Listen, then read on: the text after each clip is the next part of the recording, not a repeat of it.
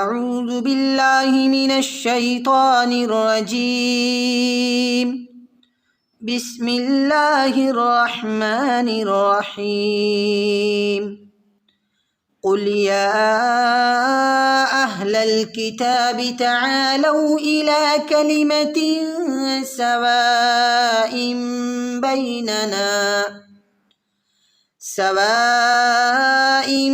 بيننا وبينكم ألا نعبد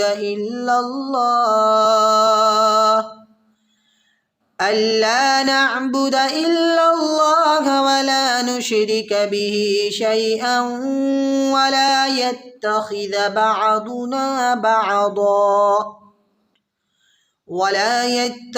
بعضنا بعضا أربابا من دون الله، فإن تولوا فقولوا اشهدوا بأننا مسلمون. يا أهل الكتاب لم تحاجون في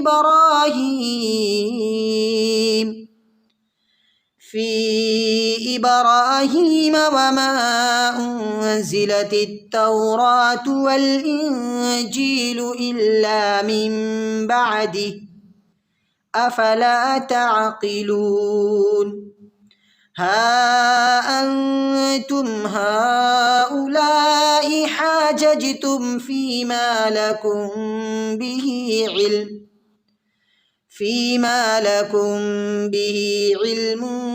فلم تحاجون فيما ليس لكم به علم، والله يعلم وأنتم لا تعلمون. ما كان إبراهيم يهوديا ولا نصرانيا ولكن كان حنيفا مسلما وما كان من المشركين. إن أولى الناس بإبراهيم للذين اتبعوه وهذا النبي والذين آمنوا، والله ولي المؤمنين. ودت طائفة من أهل الكتاب لو يضلونكم وما يضلون إلا أنفسهم وما يشعرون. يا أهل الكتاب لم تكفرون بآيات الله وأنتم تشهدون؟ يا أهل الكتاب لم تلبسون الحق